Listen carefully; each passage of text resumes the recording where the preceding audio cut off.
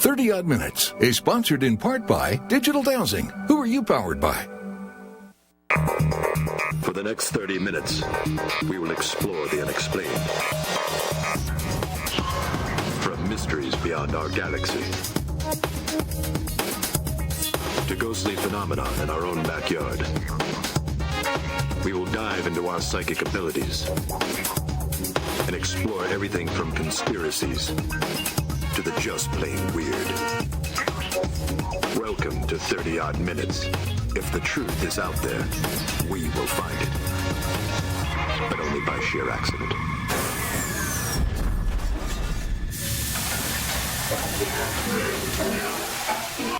Hey! Yeah! Welcome to 30 Odd Minutes. It's great to have you here. We have parked the spaceship on the lawn of the White House. Check it out, the mothership right here in Washington, D.C. Again, we were here not too long ago. And we've parked the ship on the lawn of the White House because tonight we're going to speculate what would happen. What would the world be like if tomorrow or today the president announced, okay, UFOs are real, they've been here, we've made contact. How are you going to deal with that world? What would happen? That's what we're going to talk about tonight. Want to say hello to our lovely and talented crew. How are you, Matt and Andrew, in the comm center? We're excellent. Jeff. Good. Doing good. Excellent. Things good this week? Yeah. Very interesting week. Very Hey, busy week. Yeah. Can you guys kind of keep an eye out behind you there for White House security? Yeah. Secret Service may get a little bit niffed. Yeah, you know they get those pressure sensors in the lawn, so I imagine when we set this sucker down, it had to have triggered at least a few of those. No? Maybe? I don't know. Sarah, how are you tonight? I'm good. No complaints. No complaints? Anything new? No, yes. I do have something to say to Nona Kelly and Blue Bonnet Paranormal. Thanks for the donation. Yeah! Woo! More than just beer and dreams and hopes. Yes, that's right. Got it. All right. And we also want to say hello to Community Minded TV in Spokane, Washington. Thanks for not scrambling the mothership signal each week. Happy to have you guys. Yeah, it's cool to be there. We're in Spokane. I've been to Spokane. So in fact, I almost died twice. Once on the plane ride down, the landing gear was stuck, no joke. And then someone almost ran me over in town. So great to be with you, Spokane. Great to see you again. Only 7 lives left, huh, Jeff? I know. Thank you. I miss you guys. We'll be back in person soon, one of these days. So yeah, tonight we're talking about what would happen. And unfortunately, our guest couldn't make it. We've I guess, had a miscommunication. And being a UFO and alien show, something's bound to go wrong. Matt, Andrew, why is that? Men in Black. Yeah, I would say so. I think it has to do with that helicopter you see around your property now and again, Jeff. It could be that indeed, but it's an interesting topic. So, all right, let's start with Roswell. 1947 newspaper headline right here. This is really what got everybody talking back in the 40s. Not the very first UFO sighting, but of course this is the one. Air Force captures flying saucer on ranch in Roswell. Front page news, which as you would expect, right? As you would expect. Matt, what happened after this newspaper hit? Story went round the world. The base intelligence officer was brought out to the ranch. They collected some materials, brought it back to the base. The base commander issued a edict to the information officer, Walter Hott, and told them to, produce this story. And after the story broke, they brought the material to Texas, and after that is when General Ramey emptied the so-called saucer, and the intelligence officer who broke the story was brought into a room with weather balloon parts that were already pre-staged. Okay. While the actual craft material was brought and flown to Wright-Patterson. Am I correct, Matt, that it also went out on ABC radio? Yes, it went out on every major news wire around the world. Wow. As you would expect. I mean, that is front page news. Now, here's the interesting thing. You'd think at that point it breaks open. You'd think at that point the public starts to say, there's something to this. This stuff is real. This was not the first sighting. There were others, but this one was big. This was, military. You've got front page news, but it didn't, And then pretty soon it was rescinded, right? People said no, it was a weather balloon. It wasn't a flying saucer. Let it go, and it starts to kind of fade into the distance as things do. But we never forgot about Roswell. What is it about Roswell? Matt, what do you think? Why do we still keep talking about this case again and again and again, no matter what's said? Well, one of the reasons it keeps getting brought up is the amount of people that were actually involved in the case. We're not talking a handful. We're talking a good portion of the base was used to go out there and collect the material. And these people that were on the base have families. And, they wind up talking to their family members, and this story keeps getting brought up. And, yeah, my uncle was there, or my father was there. I've talked to several individuals that were there personally picking up material. Wow. And what did they say? Did they say that? They said that? They've got Matt. They've got Matt. Is that a quote? Yeah, some of the last dying ones, yeah. Right. But they all said the same thing. The material was very, very lightweight, almost to the point where you couldn't even really feel it in your hands. It was that light. But they also described it as being extremely indestructible. You could fold it, bend it, and let it go, and it would immediately flop back out into its original position. They could not cut it with torches, knives, or any other type of implement, and they all said the same thing. It had no weight, but yet was very, very durable. And here's the thing that's so interesting to me about this topic, then and now, just as much today. How do you keep a secret that big? How do you keep a secret when a few people have to know, any more than 2 or 3? I mean, someone has to look at this. It's one thing for government officials to say, look, ignore it. But it's another when they need people with brains to put their hands on this stuff and try and reverse engineer it, figure out what it's from, what it's made of.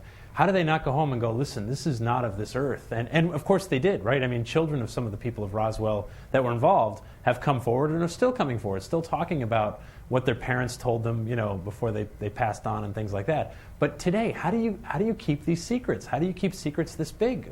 I mean, any thoughts on that, Matt, Andrew? They haven't kept it.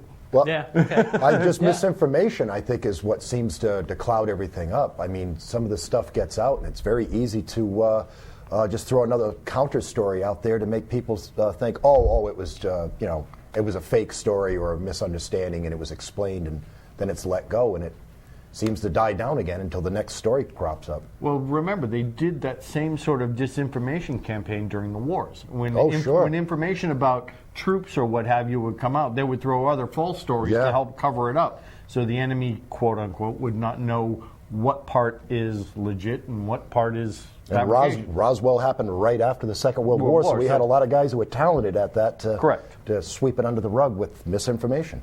Yeah, no, that's the way it goes. Speaking of misinformation, we do have a report from our own Dr. Dreck this week. Please take a look.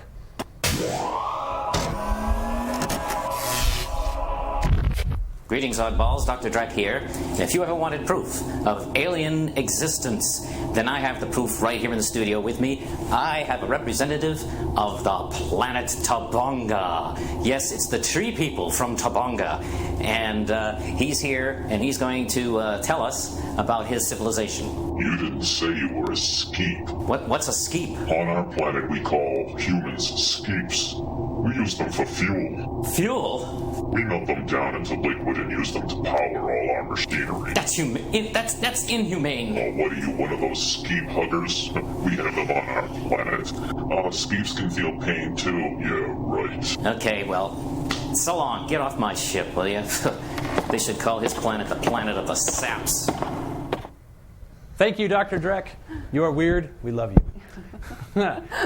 All right, so let's get to the big what-if question that we're going to talk about tonight.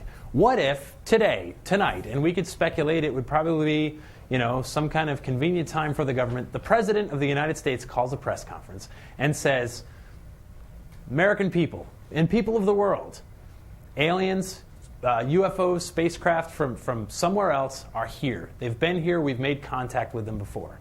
This would be big, groundbreaking, a game changer, to acknowledge that we've had some contact. The president's looked into it. Okay, now what? Of course, Twitter, Facebook, everything would be lit up with people talking about this. This would be the news of the century, no doubt. But then what? What happens? What happens right after that buzz? What happens in the first hours, in the first days, in the first weeks? Sarah, our own psychologist, our own shrink to keep us from space madness. What do you think? What's going to happen in the coming hours after an announcement like that? Oh man, you know, aside from like losing your marbles completely and like eating other people's faces, maybe that's already happening. Hard to say. I mean, honestly, how can you even begin to try to figure out what would happen to a society as a whole when nothing like that has even happened? I mean, really, it comes down to, first of all, what kind of alien life are we talking about? I mean, if it's intelligent alien life, then yeah, people are going to have an opinion about it, and society is going to change forever. I think a good indication of how to figure out how people might react to this, though, is really to look at how someone would react on an individual level. And obviously, it's going to feed into each other when you get a big group together. Sure. But really, it's a big difference if your perception or your beliefs around aliens and what that means is negative versus positive. Like if your perception of unicorns is awesome, then if you saw a bunch of unicorns coming down from the heavens shooting out rainbows, you're going to be like, yay! But if before that you were like, that's the most frightening thing I could ever see, you're going to have a different take on seeing them come. So basically, when it comes to like an individual, if you want to look and see what they might think about alien life forms being on Earth, there's like 4 main kind of categories of someone's perception, their disposition, and their culture that will all come into play of how they're going to react. There's 4 things really: alienation, optimism, big long hairy word, anthropocentrism, and religiosity. So, alienation. These are people. You made up those words. She did. I totally did. Does it show? And but you're going to go with them, it, aren't you? Because they sound good. Every one of them roll is a with it. pretty good name for a band. Each one. All right, sorry, go on. I already have dibs on them. So, all right, alienation, not to, no pun intended, but that is to what degree an individual distances themselves from society or from other people, how much they feel they're a part of society. So it's likely to say that if someone views the world as hostile, views the world as an unsafe place, those are going to be the same people who would see like an alien encounter to be likewise negative. It's going to influence the degree of how welcoming they see that being. Same with optimism. You get an optimistic person, they might be like, wow, great, this is interesting, this is cool. A more pessimistic person might perceive an alien to be hostile and a threat. The anthropocentrism, that's the belief that as a human race, we are the central importance in the scheme of things on this planet. So if we take that and someone who's really highly that way, if aliens suddenly come down and they have all these like great technology gadgets and they're far advanced or just as civilized as we are, they might see that as a threat as well. Or it might threaten their entire identity. It's like, wow, we as humans are not the center of the universe anymore. What does that mean? And these are also the people who are going to turn to experts, so-called experts, to define how they should act. Because they see experts and humans as being the top of the line when it comes to, how, like, intelligence. Human as epitome. Yeah. Right. Exactly. So, so people, you would think that they might actually be a little more open. Maybe these are more intelligent people, but they're not. They're actually the type that might find alien life unsettling. They might not see them as being kind. And then religiosity. So that's, to what degree do you define your religion? And if you see extraterrestrial life existing as being threatening to what your view of religion is, then that's also going to change how you view alien life trying to contact you. On the flip side, if you're a spiritual person and you are in a religion where it's more open and you see this as a spiritual experience, you're going to welcome aliens and think it's kind of cool and proof that there's more out there that means something. Go flying spaghetti monster. Yeah. Yeah, right? Well, what I believe is that the so-called UFO nerds, the people who have believed in this all along, they're going to party like it's 2099, that's for sure. We were right, you were wrong. Yeah. And I mean, what do you think, Matt? I mean, do you think that, what's going to be the reaction right after? Well, I think the first day or two of it, after the shock settles in, people are going to go back to their normal lives. Because, let's face it, unless it's an alien horde coming down to enslave the universe, most people aren't going to care for longer than it takes for them to get their next meal or go to work or what have you. It'll be that shock value for the day, day and a half, maybe even a week or two. It'll be talk about the bubbler at work, for another month or so, but the immediate concerns of the day, like I said, barring invasion, just the knowledge that there's something there, people are going to, move on with their lives because, let's face it, we're self-centered. What? Us? Are you kidding me? My hair okay? All right. No, here's the funny thing. I had a UFO experience. I've talked about it once or twice on the show in the last 3 years, but I had an experience as a kid, and I remember my dad. It was late at night. I was going to bed, and my dad screamed from the backyard, "Jeff, get out of here right now!" And my dad doesn't scream bloody murder like that. So I race down the stairs. I go to the back door. What's going on? And he's up at the back fence closing the gate, and he says, "There's a UFO in the sky right there, I swear to God." And I'm like, "Are you out of your mind?" And I start walking up the hill, and I turn around, and I look behind me, and I went, "Oh my God, this giant ring of lights." We watched this thing for like a minute and a half, which is an eternity in the paranormal. I mean, that's forever. A big ring of lights below the cloud cover. And we watched it, and it went over the trees. And it's not just our delusion, because the next day, the front page of the newspaper had an article saying that there were over 100 phone calls about this craft that lots and lots of people saw on the I-84 corridor in Connecticut. And so it made the news. People called, and then the article said it was a group of pilots that had flown a really thick mixture, because it made hardly any sound. It was just a very low hum.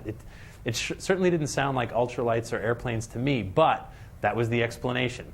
I'll never know for certain, but I remember in that moment thinking, my world changed. Wow, this is it. This is big. They're here. It's real. All those stories, all the movies you saw, that realization. And that's really something. It's a powerful experience when you go through it. Matt, I know you've had UFO experiences. Talk about your first one. What happened the very first time you saw something where your brain said, that doesn't look like it was made by humans to me? What did you experience? As I told this story once before, about 11 or 12. This is in the 70s. So, Far out, man. I went over a friend's house and knocked on the door. His mother said that he went over another friend's house, so walked out the door, started walking back down my street, going to head over to the other friend's house. And as I'm walking down my street, heading back towards my house in the cranberry bogs, or pond that feeds the cranberry bogs back in the neighborhood where I grew up, a triangular set of lights lifted out of the woods and started floating towards me at about treetop height. And it passed over the telephone pole that had a street light on it. And I remember distinctly looking and seeing that the lights that generated from the craft didn't cast any shadows, and the light from the street light did not illuminate this object. It was like a jet black, a blacker than black, if that makes any sense. I could see its silhouette because it was like sundown, just after sundown. So, I could make out the tree line of the trees in the back where it came from, and started the starry night in the back. And I noticed that these were amber-colored lights. This thing probably would have been, I would say, about 20, 25 feet on either side from light, equidistant. And it floated over the top of the street, tilted at a 45-degree angle, slowly started to rise, and then just went like it was shot out of a cannon, but it didn't make a sound. I ran to the corner where my house was in the cross street. My friend was coming down the cross street, and we all met at the corner, and we're looking up at the sky after this thing took off, and we're all like, "Did you see that?" I saw it from one direction, they saw it from another, and we were able to triangulate where it was, and we estimated the thing to be about 20 to 25 feet equidistant around. And that was my first introduction to something that was not from this world. On the same note, Jeff, my oldest brother at the same period of time in Rhode Island was coming down our street going home with a next-door neighbor named David. And they saw the same kind of craft in the sky. And at the time in Rhode Island, there was an awful lot of reports about this type of UFO. And many years had gone by. This guy, David, had moved out of our neighborhood. But a couple of years ago, my brother just had a chance encounter with him. And they met. It was like, hey, Chris, hey, David, how you doing? And the next thing out of David's mouth was, do you remember that UFO we saw as kids back in the 70s? I'll never forget that. My brother was absolutely had the same feeling. It never left him. And here they are. They hadn't seen each other in years. And the first topic of conversation was that encounter with such a strange aircraft that they couldn't explain. And they were convinced it was not of this world. And it changed their lives, you know? See, that's one cool thing, too, about UFO sighting, but also any paranormal experience. It's a really binding thing. Especially, it binds you with the other witnesses who experienced it, but it also binds you with people who have had similar experiences somewhere else, some other time. Like, you've got this kindred thing going on when you get together and share those stories. And it just also interject, it can be a negative thing. The same UFO that you saw, good friend of mine doing research on police and crime history in New England was interviewing a police officer in Connecticut, and he recognized his name from a report and said, hey, you're the cop who saw that UFO, that big circular UFO, and did the report on it. And the cop said, yeah, I wish I never had done it. They're still making fun of me to this day. I get Mr. Spock stickers in my locker and everything. So it was a very negative thing for that police officer. But for you, look at the interest it spurred, and you know, what's happened to you. No, absolutely. And everybody's different, and everybody's going to react in a different way. Okay, we got to take a quick break for the news. We'll be right back.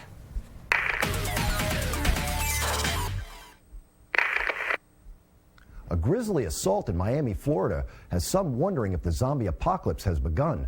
On the afternoon of May 26, 2012, Miami police responded to a call of two men fighting on the bike path alongside the MacArthur Causeway.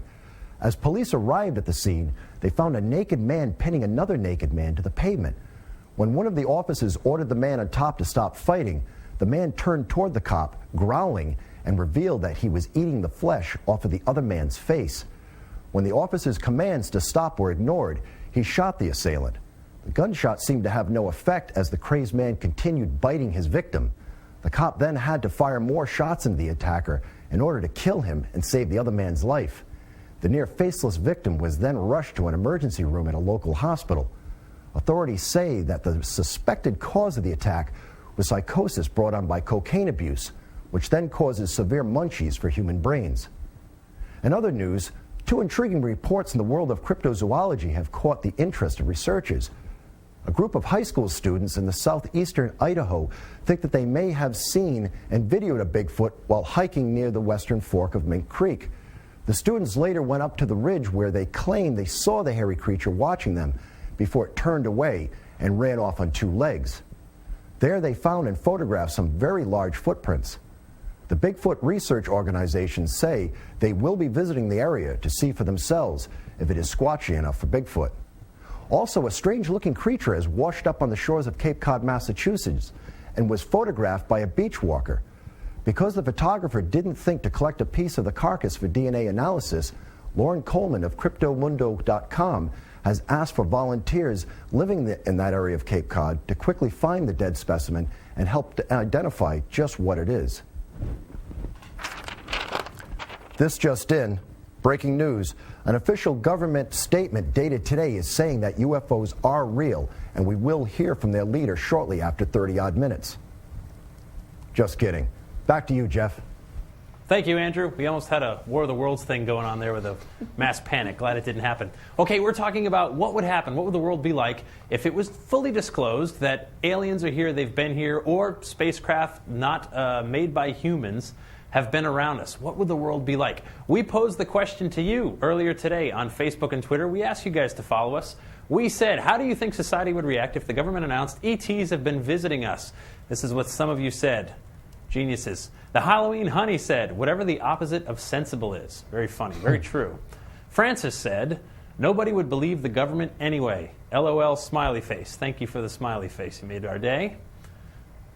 Jade Cooper said, hold a party for them, dude. We would indeed do that. And then Jeanette said, would be better than Congress. And on Facebook, we also got this nugget. Janelle said, half the world would panic, and the rest of the world would be like, well, duh. Totally well, duh. Thank you, guys. Appreciate it.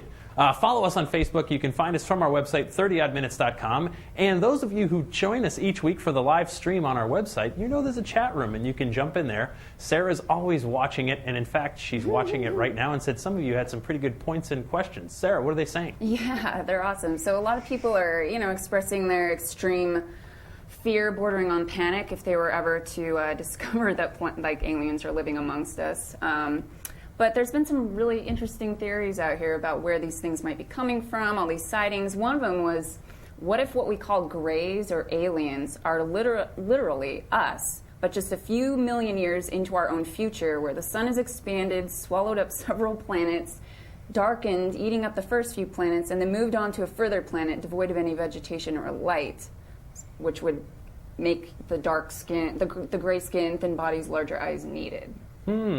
Fascinating. That's somewhat macabre, but interesting kind of thought, right? No, what do you think? One of the things I've Why always not? Absolutely. Well, also too, considering the depleted ozone and the SPF 280 that a lot of us have to keep on our skin from burning each summer now. Maybe just a few generations from now, we're all going to be grays because we'll just be afraid of the sun entirely. I do struggle with this. I'm working on a project now on time and space, and the distance between stars is vast. And we know a few things about physics, like to move, we don't believe we can move even at light speed, but even if we could develop something that goes 99% of light speed, it requires an awful lot of energy. And even at that speed, we're talking years of travel between stars. So if people are visiting us from distant galaxies, that's a lot of distance to travel. That's a tough one. Assuming they haven't figured out a way to create some wormhole and jump from one point in time and space to another without crossing that distance, maybe they have. Maybe what we are looking at is some kind of time travel thing. I accept that as a possibility, that these are crafts that are just us from the future. Maybe we're seeing some commuter plane. I've been thinking about this show all week, and I wonder, where I live, I can see, jets in the sky crossing overhead. And I imagine, what if you popped someone from just 150 years ago and brought them to today and just said, look up at the sky, and they see these metal, jets just all day long going by. Their minds would be blown. So, I wonder. Matt, what do you think? I know you've studied this stuff a lot longer than we have. What do you think? I mean, do you accept the possibility of this is a time travel thing, or do you truly think this is something from another world? I think both, actually. What's to stop it from being both? If they collide. Well, not necessarily. I mean, we know that there are literally millions, if not billions, of other worlds that exist out there. We know that for fact now. Yes, thank you, Dr. Sagan. No, but I'm saying with the discoveries of exoplanets, we know that they exist out there. So if they exist out there, life is sure to develop. You have the infamous Dreck equation, which proves mathematically that it is a certainty that life is out there.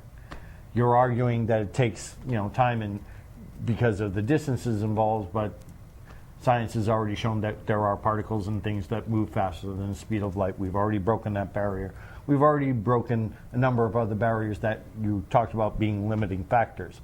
So that argument no longer holds water anymore to those that actually understand and keep up with the modern day physics. But it's not a limitation anymore, or at least we understand that it's not a limitation. Do we have the ability? No. Right. Would another life form that's a little bit older than us in studying the stuff had the chance to develop something?